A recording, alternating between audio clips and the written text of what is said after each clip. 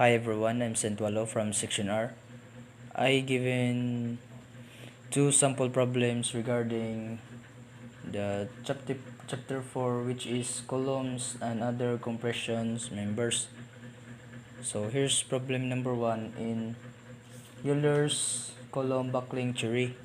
So a wide flange section for a 5-meter long column hanged at both ends has the following properties. Cross-sectional area is equals to 8,000 squared mm. Radius of gyration Rx is equals to 100 mm. Radius of gyration Ry is equals to 50 mm. Modulus of elasticity E is equals to 200,000 megapascal. So determine the Euler critical load of the column. So here's the solution. Euler critical load is PE is equals to FE times E. So since kaning formula is gikan ni siya sa original nga, which is ang FE is equals to PE over A. So then ang atong gipangita is ang PE man, so ato siyang gi cross multiply, so naka derive ta ning PE is equals to FA times E, which is kani.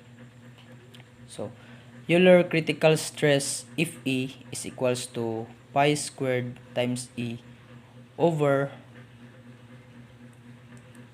KL over R squared, which is ang kaning KL ni ja is ang effective length.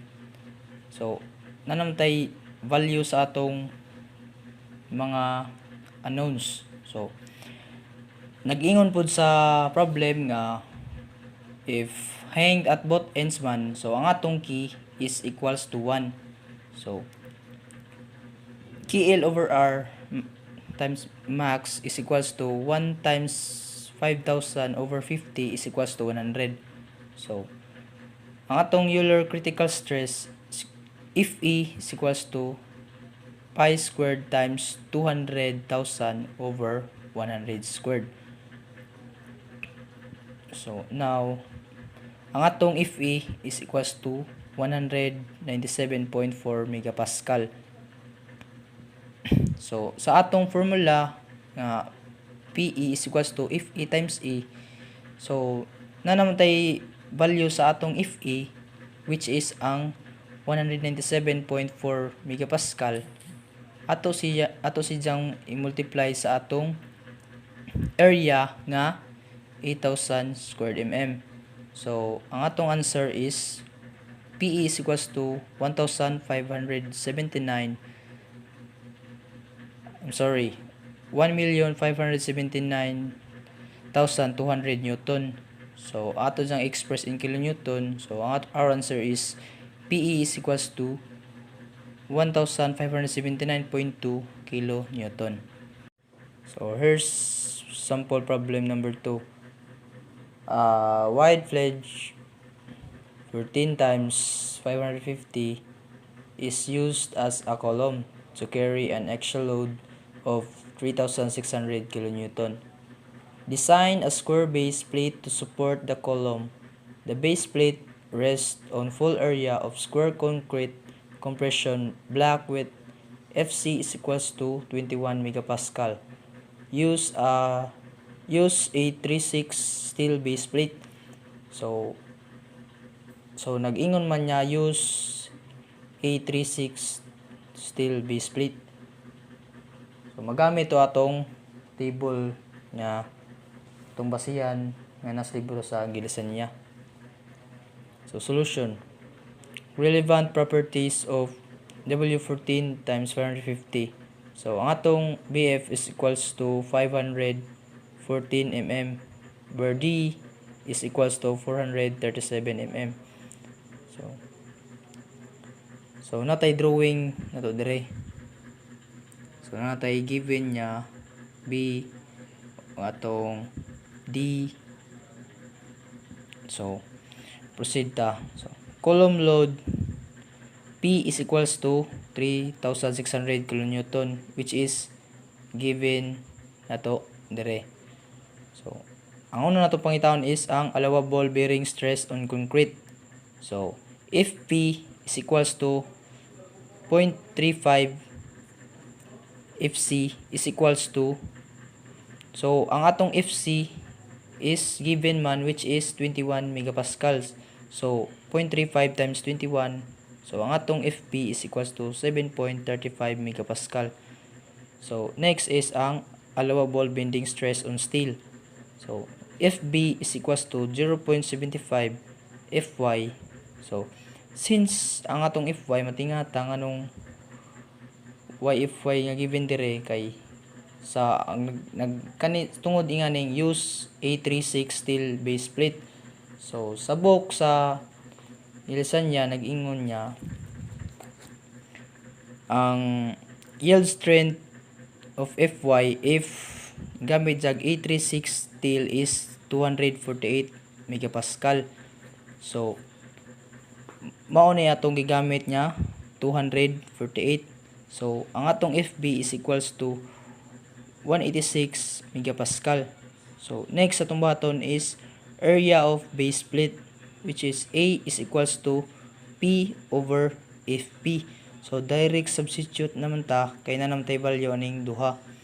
So since ang atong P is 3,600 expressed in kilonewton man, so atong in newton mao ni atong 3,600,000 over 7.35 nga atong FP. So area of base plate A is equals to 489,796 squared mm. So N squared is equals to A is equals to 489,796. So N is equals to 700. So M is equals to 700 minus 415.15 over 2, which is ang atong 415.15 is ang atong distance dire mao ni siya gamit. So ang atong value sa atong M is equals to 142.425 mm. So ang atong N 700 minus 411.2 divided by 2. So ang atong 411.2 is ang ijang base dire. So na natay value sa atong N nya 144.4 mm, which is ang atong X. So next atong buhaton is ang actual bearing pressure. FP is equals to P over A actual. So mao gyapon atong buhaton ganina, atong gi-substitute ang atong P, which is 3,600,000 over 700 squared is equals to 7.347 megapascal. So next is ang plate thickness. T is equals to square root of 3 FP times x squared over FB. So nanam tay value aning mga ano na to ato ra sang i-direct substitute. So T is equals to square root of 3 times 7.347 times 144.4 squared over 186. So ang atong plate thickness T is equals to 49.71 mm, say 50 mm. So therefore use 700 mm times 700 mm times 50 mm thick base plate.